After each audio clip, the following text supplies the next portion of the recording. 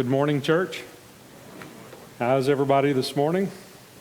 It is a beautiful morning, a great morning for us to be together. And if you're visiting with us this morning, we want you to know how glad that we are that you're here, that you chose to be a part of this service this morning. And David is right. There's an energy in the air, and I think for all sorts of different reasons. And of course, part of that is the future that we have as this congregation. We want you to know, if you're visiting with us, this is the perfect place for imperfect people to worship a perfect God, and we're glad that you're here with us this morning, and we want you to be aware of that. We want you to know that this isn't a place full of people that think they're perfect, that they have everything right, but we are washed by the blood of God's Son, Jesus Christ, and so that's an incredible thing.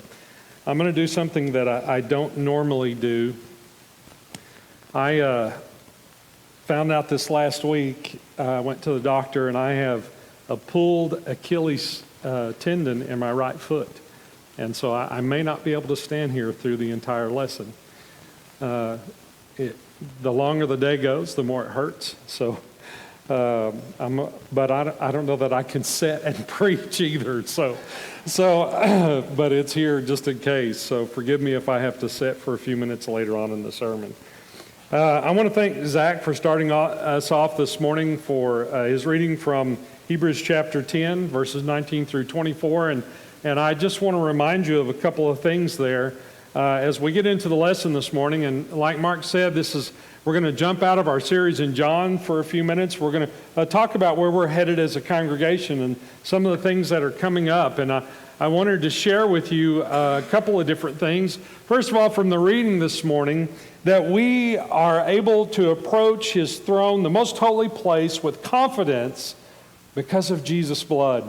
And that with our hearts we draw near to God's throne. And sometimes we need to stop focusing maybe on ourselves for a few minutes and refine that focus of completely on Him. And so this morning, what we as a body have done is we have, as a body, approached His throne in confidence because of Jesus Christ. And so I often think about, what we do as a family. How do we approach His throne in a more praiseworthy manner? How do we focus on those things? Because it's all about that battle in the mind. 1 Peter 5:8 says to be alert and of sober mind, because our enemy, the devil, prowls around like a roaring lion looking for someone to devour. And so instead of being devoured, we want our mind to be focused and pointed in the direction that we ought to be. One that can bring to us an attitude of praise for a God who is worthy of everything that we can give to Him. And this morning we talked about it in our morning class as Zach taught us. We continued to take a look at the ark and the flood and the incredible things that the Father has done all through history. And that He has done so many of those things for us. And one of the things He mentioned this morning is the fountains that were opened up in the oceans. And it made me think about, matter of fact, Job 28. And I mentioned it to him that Job 28 has often been called the greatest first science test. As God laid questions out to Job that were science-based about the world. Do you know how this happens? Do you know how this happens? And one of the things that he mentions there are the springs of the deep. And it wasn't until mankind started building submarines that they realized that there are freshwater springs in the ocean. Because when a submarine hits fresh water in the ocean, it sinks. And so you react quickly to those things. And they had to figure out how they're going to deal with that in the ocean. And so God's earth that He has given us is an incredible place. But even more than that, how incredible is His love and His Son that He gave to us. And this morning, I want to remind you of a couple of things. And often on Sunday mornings, I get up and I start with certain verses, or I listen to certain things on YouTube to help me focus for my worship. And so this morning, I just want to give you a little bit of focus, and then I'm going to share some things as we as a congregation strive to draw near to God so that He can draw near to us. And part of that is, and I thought, David, you were going there with your thoughts this morning, that part of that is the people who mentor us, that give to us. As iron sharpens iron, so one person sharpens another, that we help to bring each other closer to God, to learn of forgiveness and humbleness and even praise, to give honor where honor is due, to learn from each other how we honor each other and lift each other up and give to each other strength in life. And so this morning I wanted to start with these verses from the 59th Psalm. Actually, is where these are from. I lift up my eyes to the mountains. This is verse 16 and 17, by the way, if you want to follow along. I lift up my eyes to the mountains. Where does my help come from? My help comes from the Lord, the maker of heaven and earth. Your name, Lord, endures forever. Your crown, Lord, through all generations, for the Lord will vindicate His people and have compassion on His servants.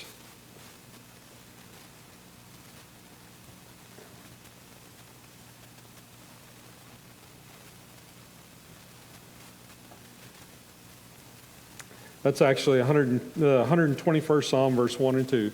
Somehow when we adjusted my slides, Mark, my new ones got dropped out. So that's all right. We'll start right here. Let me go back. So this is the 121st Psalm.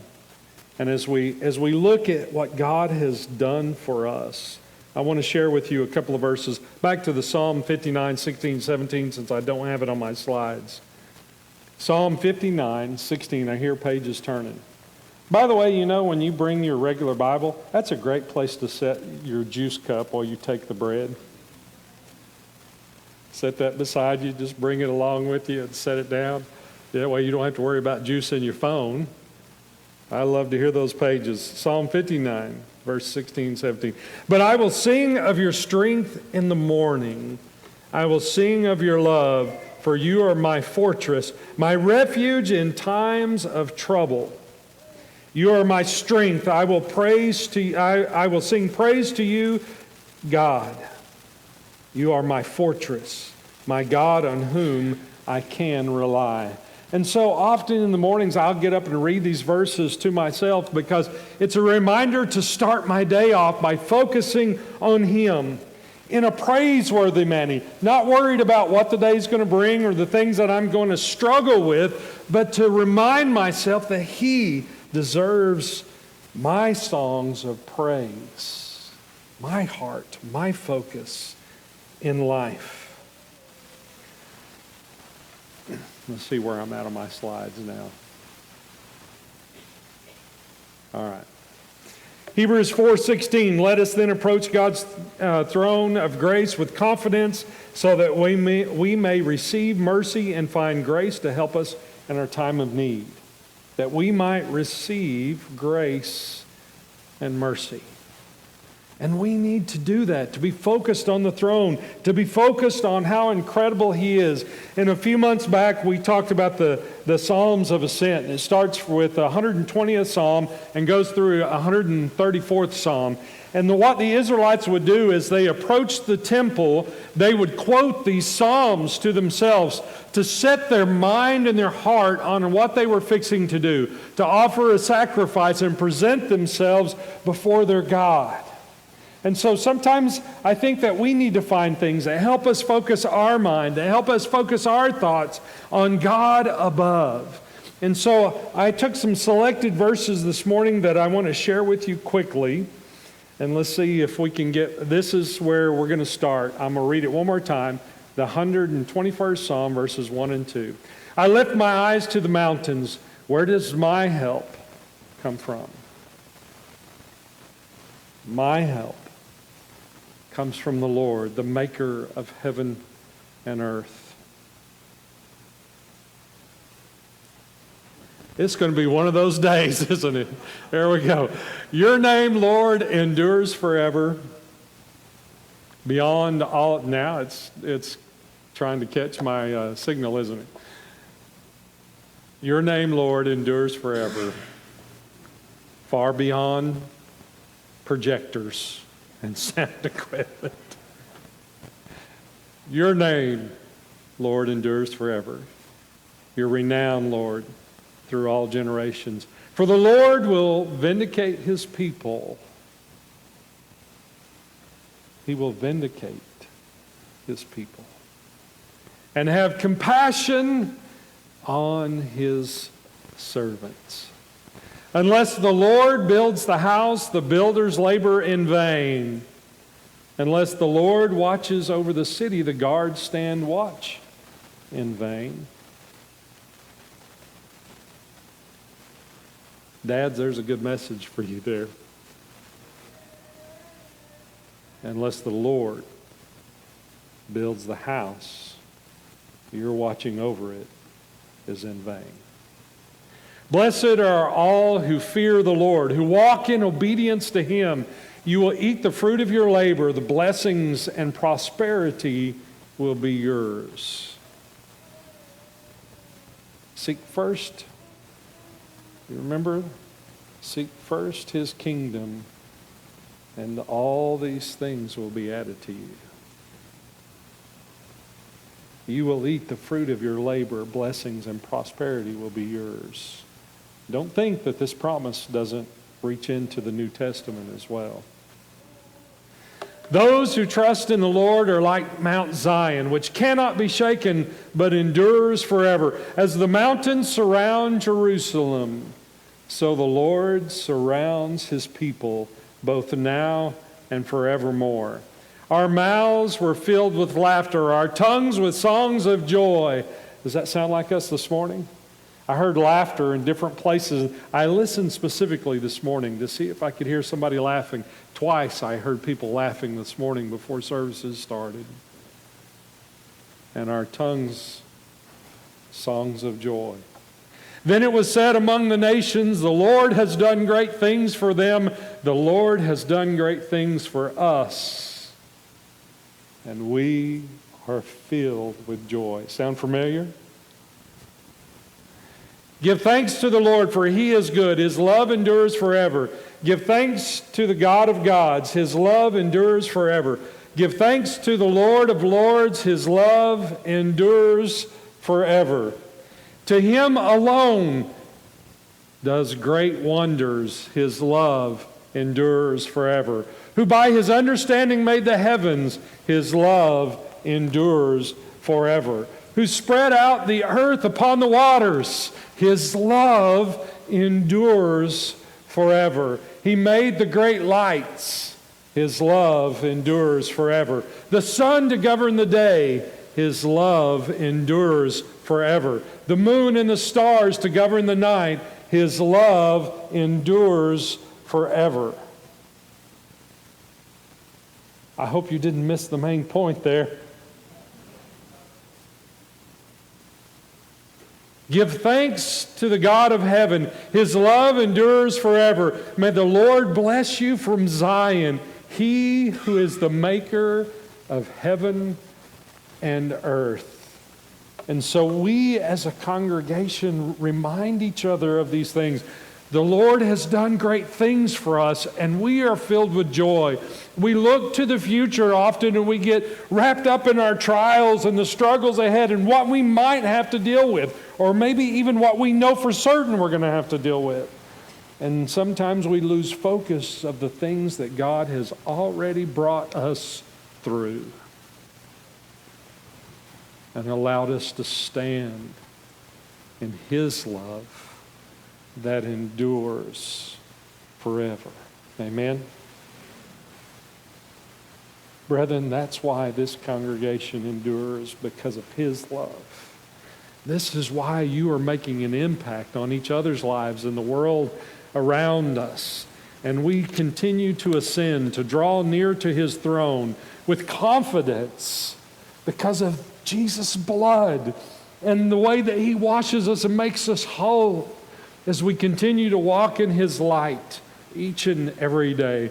And so today I want to remind you of some things that we are doing and some things we're going to do as a family very soon. And I want you to know, as I started putting these things together, I really got excited about our future as a family here.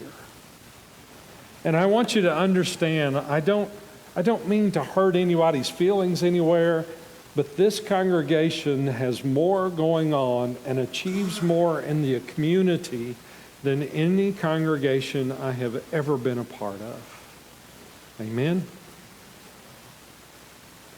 And so let me share with you some things that are going on. Already begun. Heartfelt Sisters, already begun. This is an incredible opportunity for women of this congregation to spend some time together, to learn together, to encourage one another, and just enjoy laughter together. Because when we laugh together and we enjoy life together, the world looks at us and says, the Lord has done great things for them. And so if you're not a part of this, it's not too late. They'll slide you into a slot. Pantry items, as we send food to the children's homes every month, we have 2 different children's homes that come and they take the goods, and we're supplying meals for orphans and children who are in need. And what an incredible thing we do. And that ugly little cart that sits back here, fill that sucker up. Get your stuff. We send out an email every week. If you're not on the email list, make sure that you give Norma or Ginger your email so that they know they can get these to you, so you know what item is coming up. So we reach out to the BOC, which is our community food pantry. We help them as well. Coming up, the teacher's lunch, August the 15th, coming up pretty quick. And we'll be feeding about 600 plus, maybe 650 teachers here in this building. And so that's a big deal, and it makes a big impact. And the teachers are looking forward to it, being back in this building, that we might have a part for that one day in their lives, and they experience this church and its family's love. And so many of you have signed up to help on that day. What an incredible thing. Something I ought to mention and remind you that the contribution boxes, little wooden boxes by each door, and so you can drop that in. It's going to cost us about $2,600 to feed all these teachers, and it's worth every penny. And so if you can't be here, just drop your $20 in the box. We thank you for giving, though, and being a blessing with those kinds of things. A blood drive, August the 21st. I don't know if people realize what a big deal that is. I give blood, and I'm lucky. I'm one of the lucky ones. I'm a universal donor, so my blood goes to almost anybody. But because of that, and I've gotten a couple of emails in the past, and one in particular, that after my donation, they sent me an email and talked to me about a young girl whose life was saved because of my donation. I don't always get that, but a blessing to know that my few minutes on a table and a stick in the arm, is it worth saving a life in the community? I'll come hold your hand if you're afraid of needles. You'll never see it go in. Come be a part of that August the 21st. Bixby Schools. We have been approached and asked and accepted that we are adopting the Central Schools here in Bixby, and we're going to supply for them this next year a food pantry, a small food pantry. We're not looking for bunches of bunches, but we're going to supply a small food pantry, and I think it's 35 bags of food to go home with kids. There are 35 kids in the school system here at Central School System that go home every weekend without anything to eat at home. Some of our members stepped up last year, and for the last semester of last school year, members here supplied those 35 bags by themselves, just a few of our members. But we're going to take that on as a congregation, the small food pantry.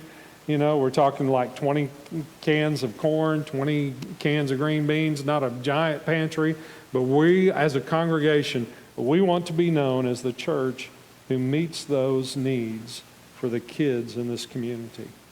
And so we're going to be putting out more requests for that in the future. We'll have lists. We'll be putting out what we need, and we'll be gathering those up. We might just line the stage one time with bags so you can see what's going out the door. But please be thinking about these things that are coming up. All right, coming up also, our prayer warriors starts today. Now, people have things they need to tell me, they want to share with me. Give me 15 minutes, and 15 minutes after services. See, that gives you a chance to decide where you're going to lunch, right? Okay. I'm already decided. I'm going to Paco's, Uncle Paco's for lunch. So we're going down to Uncle Paco's. If you want to join us, I don't know. They can't get us all in there, but some of you could come. So if you don't want to wait a little bit longer, go someplace else and leave me behind, okay? Maybe I'll get my food a little sooner. Anyway, I'm going to Uncle Paco's. So 15 minutes after, I'm going to be in this classroom at the end of the hall. And if you would like to be a part of Prayer Warriors, each month I'm going to have a list on paper. We're going to meet and have a prayer together. It'll be a quick prayer, and then I've got a list of things to send home with you to pray about. And each week I'll be sending you that list. I'll have them out here on the table to the right of the doors, and or I can email it to you, one or the other, so that every week through the month you'll have a list of people and reasons why to pray for them. Okay. So we want to take that on. One of the main things that we want to keep in focus for this next year is not just praying for people, but praying for us as a congregation.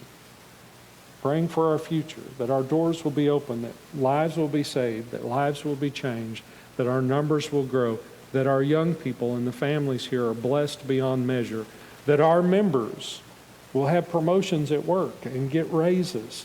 Not that you can go buy a brand new car. If you do that, that's fine.